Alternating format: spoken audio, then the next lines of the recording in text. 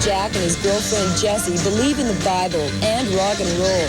The preacher was in town this past week opening for Ry Cooder at Convocation Hall.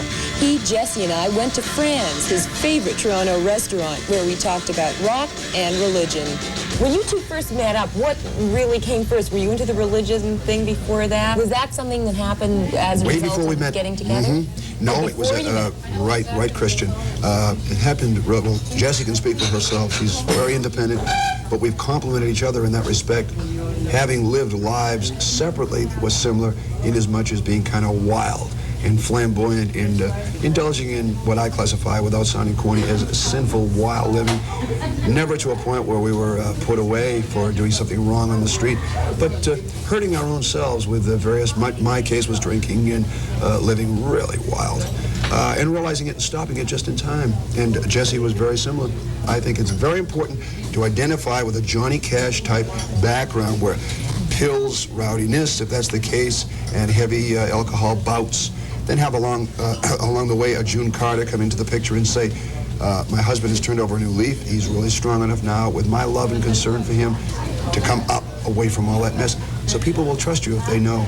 You know, this, in other words, this is why you're going to have trouble later in life drinking the way you are now. How would you know? Well, here's my past record. Now, you're handling all of Jack's business now. How do you feel about that, having your lady handling your business as well? Great. I handle his business affairs and make sure that he's not being mistreated and worked too hard and gets overtired and cranky. Because then you have to deal with him. And I have to deal with him. You told me before that the preacher is always Preacher Jack. Did you ever get tired of that, him preaching at you? He's always the preacher. He's true to himself and true to everyone else. Otherwise, I couldn't tolerate it. Sometimes he's so true, you can't tolerate him.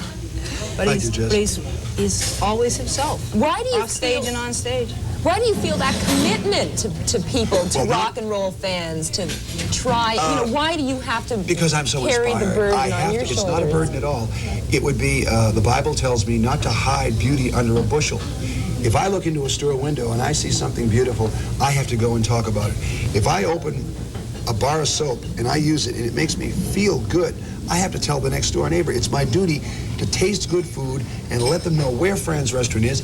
Try their cheeseburgers. Don't get stuck in some little area where you just cannot see beyond. You have to be bigger than life to touch all things. You have to come up over yourself and view others, and then through them you'll have a better understanding of yourself. If you just stay in this area and think only of you, you're going to be a very limited, boring, dull person. You have to excursion yourself to the Liz Taylors, to the Richard Burtons, to the David Nivens. You have to get out there. When I say preach, it means cover all territories, not forcing Christianity down someone's throat. It's a case of being inspired through Christianity to find all good things on the planet. It's like I feel a sexual experience with respect is a very big high in life.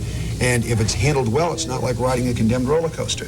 Respect the person you're with and make sure that there's a love and understanding for that person, and they're going to give more of themselves to you. If I share my cake with you, you're going to say, thank you, Jack, I'll share mine with you. We're going to both be well fed, honey. That's my whole attitude. Why should I take a painting and hide it in my basement and say, I have a painting? Well, let's see it. No, this is my painting. It's everyone's painting. The paintings are in the museums, David, so that all persons can own them. That painting is yours, it's hers, it's David's, it's mine. I can go and I can be in my last pair of clothing or whatever and say, I own the world. God gave all this to me. I am public domain, and it is all mine. I am theirs, and they are mine.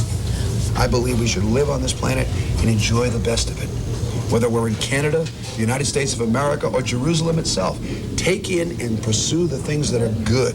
Whether we're learning from Jesus, whether we're learning from Abraham Lincoln, whether we're learning from George Washington, lift your eyes up and behold the goodness that's on this planet. Culture, I'm after that. And I learned more when I was thrown out of the 9th grade pursuing things in secondhand bookstores than they could ever boringly teach me in a drab classroom with a Roman numeral clock ticking away the hours, teachers who didn't love their work, very unappealing personalities, trying to take a creative soul such as myself, which I know I am, and just tell me that geography is a must and we have to, you know, get into these. And I said, oh, no. Beethoven turns him on as much as Jerry Lee Lewis. Love Beethoven. But he doesn't play Beethoven. Just a little. I can get some of the Moonlight Sonata. But here's the beauty. Beethoven, neither did Beethoven play Boogie Woogie. Get ready. In the key of C, if you want to sing along. Excuse me, I didn't mean to shower you folks there. Just getting moist up here.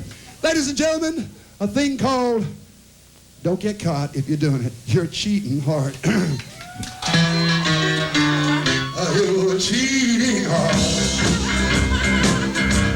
Listen along.